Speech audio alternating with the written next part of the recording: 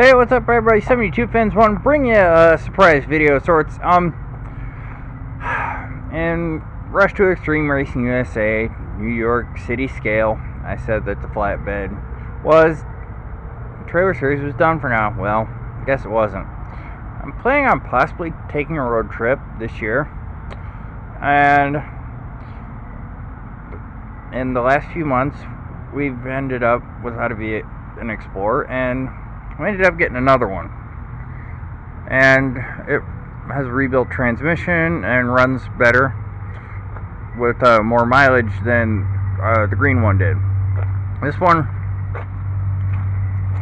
we call a shark because of that surface rust area shaped like a shark fin. This one will stay for a while, even though I despise rust. So anyways, there's a few things to sort out, like, why are my safety chains up here? Because there's no holes on the plate for the cupboard to go onto the ball, and no holes for the safety chains on the back of the step bumper. But more on that later, because that's going to be in a future video. And maybe something to do about a spare tire here. Now, there might have been something you just caught.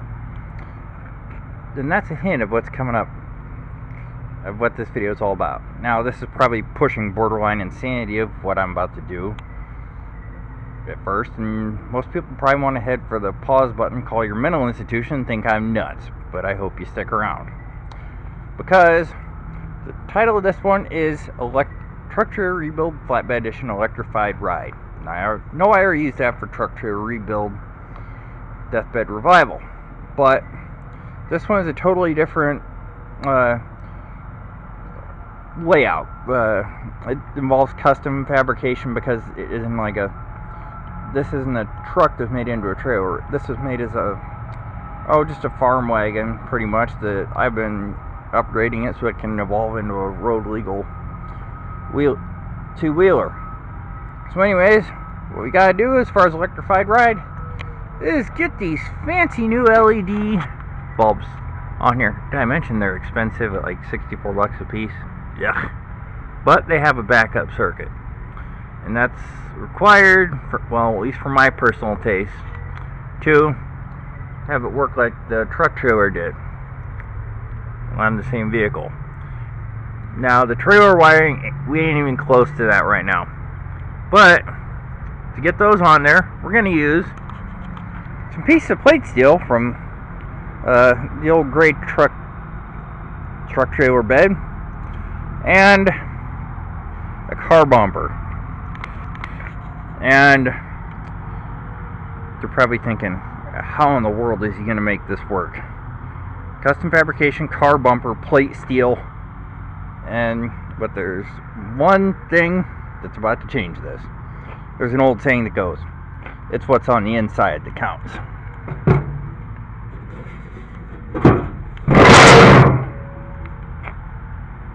Now, what I mean by that is the shell on the inside of this bumper is going to help us mount our lights.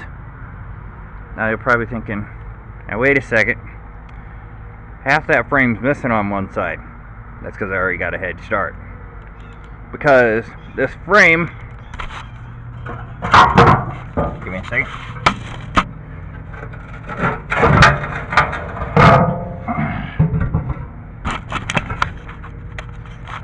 Has been ground out of the shell because there were some carriage bolts on each side that had to be ground off, and on the top there, and on all along the bottom in some spots, like there, and there on each side. And then I had to take out somewhere the license plate would go. Well, no, not the license plate, like the cover and the... Okay, I'm back. Sorry, I accidentally hit the stop button on the first clip of recording. So, anyways, yeah, I'm gonna get a better shot here. Right there, is where some of the bolts are that I had to ground off the heads for, and then right in the middle, and then right over there, where all the shiny stuff is, and then like, okay, let's see, right there, right there, and right there. And then same there and there. It's kind of hard to see. And then there. Now, what you'll notice is, I think I mentioned this earlier. Sorry, that first recording mistake accidentally really shook me out. So sorry if this video is if I state the same thing twice. Now, one side of this has been cut off, and that's because it's been used for, like I said, I got a head start. Now, you'll notice that there's a corner right there, and there's a corner right here.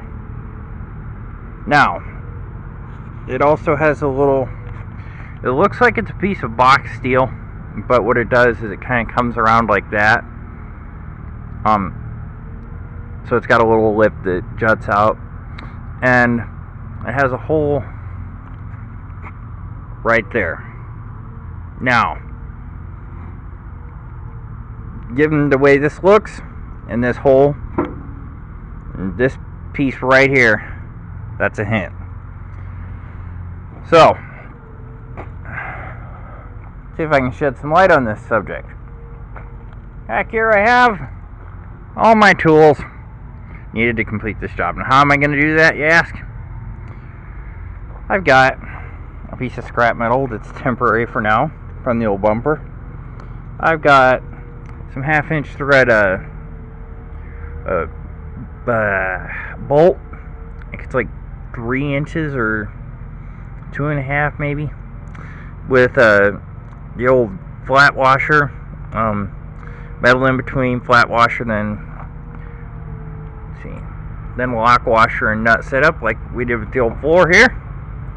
We have a 19mm flat wrench, a 19-inch socket extension ratchet, a claw hammer, 4 shiny new power tool batteries, a tape measure, my good old Ryobi drill with one of my original batteries with its own bit, another bit, my grinder, and some DeWalt discs. Ugh. And a Milwaukee drill bit. I'm mixing brands. I don't like it, but some do what you gotta do to get a job done. And when you're cutting metal, you want to have a pair of gloves, and also these, some safety glasses. Now, I'm gonna stop this clip short because and then I'm gonna start recording again because my battery's on 1/3 power and I really don't want to risk another mistake. So I will be right back. Okay, I'm back here with another clip. I just want to get this all recorded as smoothly as possible while the weather's nice. We've been having a lot of rain in Nebraska, so for the multiple clips I do apologize. But anyways, I explained all the tools I have. Now, I can reveal what I got done so far. Part of this I can do because it's drilling, cutting, and wrenching. Now, part of this I'm going to have my local body guy take care of. So, because he can weld and I can't. But I got another friend who also is good with, who's helping me fabricate and make sure all the drill holes and stuff go in. He's got more patience and is a little more focused than I am. But anyways, here's what I got done so far. Now you can see the shiny edge there where I've cut that part of the bumper off, the old bumper frame. And it's hard to see, but you can see where that part with the holes is that I've cut. And I can see there's a nice shiny edge there where I cut one of the ledges off, and then there's one, well, like right there. Now, I've cut it short enough where I can still use my tow hooks, but barely. So anyways, I've used that lip with the holes on it to get a bolt that I had to hammer in there word of advice, don't do that unless you absolutely have to, because it can sometimes mess up the threads. But now, so it's nice and flush up against there. For now, I don't know the size of this bolt head, because when we went to the hardware store, somehow the wrong size nut got mixed up in the drawer. So anyways, we're going to do that like right here. I'm not going to use a flat washer, because it needs to be a good firm fit and have enough clearance for it'll sit flush and not tilted against the frame and the old bumper frame mount. So anyways, what we did here is I took it, my friend hollowed it out, got a and I wrenched the bolt through here today with the flat washer. He has the lock washer at the moment and the nuts, so we can straighten out all the hardware issues. So we're going to do the flat washer, lock washer, and nut.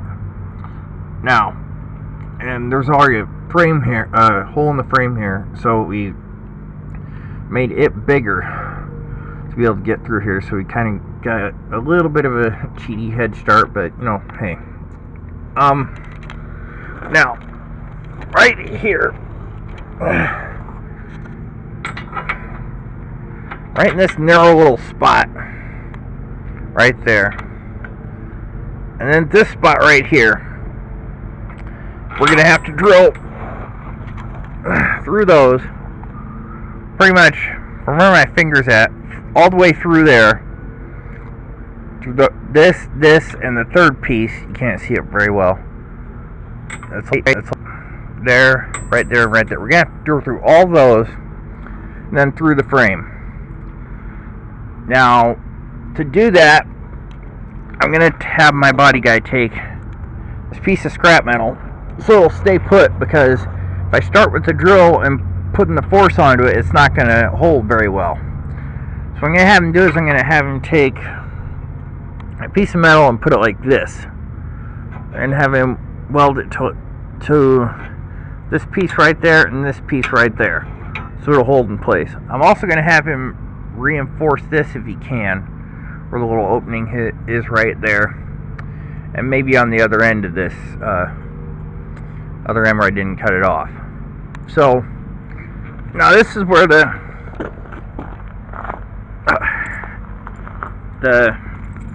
where this setup's going to come in. I'm going to have the bolt head and the flat washer on the inside here, like right up in, like somewhere right up in there, you know, back towards the back. And what I'm going to do is I'm either going to have to, and then I'm going to have the flat washer, the lock washer, and the nut fit inside of there, so I can get a box wrench inside of here. Box end wrench is the proper term, inside there, to get onto the nut to make adjustments, or if it ever breaks I have to replace it with another one, another nut and bolt. Now what I also might do is take my drill bit and, like somewhere in here where the bolt goes through, hollow out the hole so I can get a socket in there with a ratchet if I have to. So I'm going to be able to ratchet it from, like, right, oh shoot, I got a good camera angle. Like right in here where I put the nut and bolt to come through, I'm going to be able to ratchet that in. But on the other end, if I don't drill a hole on the outside here, then my only option is to use the box wrench, which would be a little tricky, but I might have to use some flat washers in here to space it, to be able to get enough access to slip the flat wrench on and off. But, or I might have my body guy possibly shorten the length of the threads, so I don't have to do that. But anyways, so that's what I got done so far. Now, what about all the holes, you're probably asking? Well, that's why we got the plate steel, because of the 3 mounting studs on the back of the LED light, which I'm going to orient like this,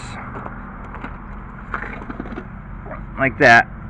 Okay, I'm not going to be able to set it up there, but you get what I mean.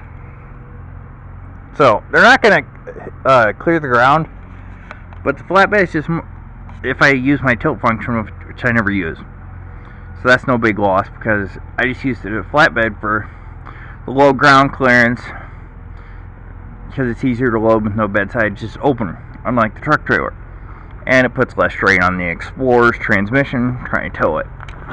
So now with those 3 studs, you don't have a good solid mounting surface area to get them mounted onto. So what we're going to do is, once we get that whole bolt assembly in down here, which I just described, is we're going to cut a big enough surface area and weld it to cover up the part of the holes right here. And then we're going to fill in the holes with some weld bead. So there's a flat piece here and there's a flat piece there. And then that'll allow me to drill holes for my 3 studs, and also to get the wiring through. So anyways,